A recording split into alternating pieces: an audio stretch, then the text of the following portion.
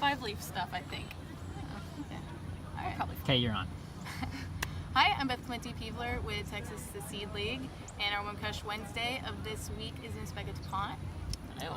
So go ahead and introduce yourself, how you got into Quidditch, what teams you've been playing for.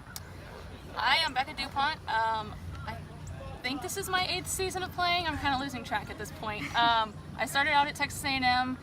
I came across the team at our student organization fair, went to one practice, and I fell in love immediately. And then after I graduated from Texas A&M, I've been playing for Lone Star QC.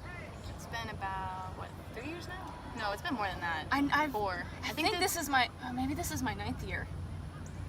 I'm pretty sure, I don't know. They're how all old, running how old together. were you when you found it in college? What grade were you in? I was a freshman. Okay, So I've been playing since I was 18. This is your 9th year then, because I think we're the same age. Okay. And they didn't have it my freshman year. Okay. I feel the same way. That I think I round up when people ask me how long I've been playing. I add on an extra year just to make it sound better. Yeah, it's been a while. Yeah. And were you part of LSQC getting started up? You were kind of there at ground floor, right? They started my senior year at A&M, and oh, that's right. Cody was recruiting me the second we lost at nationals that year. Same. He's very eager. I think I made a pretty mean comment afterwards. So it was right after we lost to UT, and he's like, "Hey, you could always leave Texas State and come play for Lone Star." I was like, "I got loyalty, bro. Bye." Which kind of is a segue into what I thought would be a fun conversation, is Quidditch rivalries. Because I know I get in a lot of rivalries with teams and with people, and you being from A&M, that's a school culture built on rivalry. Oh yeah. So tell me a little bit about your quid rivalries from your perspective. Well, I guess the big one in my mind has always been especially A&M, our rivalry with UT. Mm-hmm. Just because that's such a rivalry in every sport for our school, even though we don't play anymore on the football field, unfortunately. But especially it seems I guess it was our last 2 years having our runs ended by them. It added even more fuel to the fire about it. Can't imagine what that feels like, Ryan. And then even now there's always still that Aggie in me that wants to get a win over them. That's fair, because I think the year that we went to the finals, you and UT were in the semis, and that game was murder. The game was so intense. It was so brutal that Alex Benepe came to us afterwards.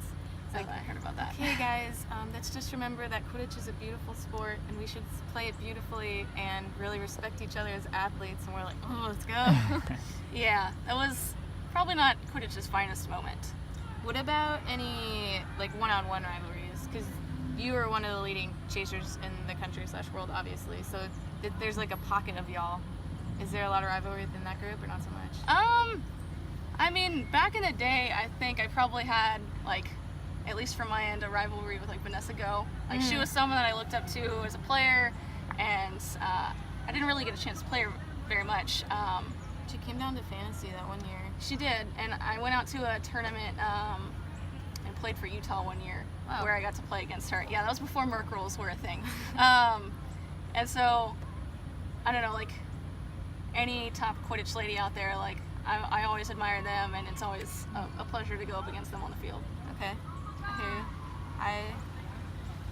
I always had a big rivalry personally with Molly. Oh, and yeah, that's a popular one. Yeah, well, I was not now. In my prime, I felt like I was one of the better beaters in the country, and I was all right, I'm in a region with some other of the best players here, so I know I personally, when I stepped out on the field, I wanted to always prove to myself that I was at that caliber and I was competitive. And then of course we'd play Lone Star every single tournament. And then you add Ryan into it and it just gets ugly. I don't think I ever played her on silver though. Sorry, you're very pretty, Ryan. I don't think I ever played her on silver. I remember watching her play that year though, and she just drug out a game for I want to say 2 hours to exaggerate, but it was a really long time, and I just remember her zipping across the field. The way she is all over the field, I don't know how she gets the energy for that. The only reason I can keep up with that type of stuff is because I always had Ryan and Jackson in front of me doing all the running and doing all the work. So I was explaining it to people of like, I played the paint, like I played the lane, and then they would run the 3-point line and do that whole thing for me. So I was like, cool, keep feeding me bludgers. Like it kind of worked out. And then, yeah, just rivalry with Lone Star. Back in the early days, like early, we kind of had a Texas State mentality of like, this is our crew, and really it was like us versus everybody. And part of me is glad that they got away from that culture, and the other part of me is like, that really bonded us as a group so much harder than it usually would have. But it was kind of isolating. Like I didn't really get to know people from other teams on a personal level. Therefore, when I played them on a field and things went downhill, I have no empathy of like, oh, she's a cool person. No, I'm like, no, like, Yeah.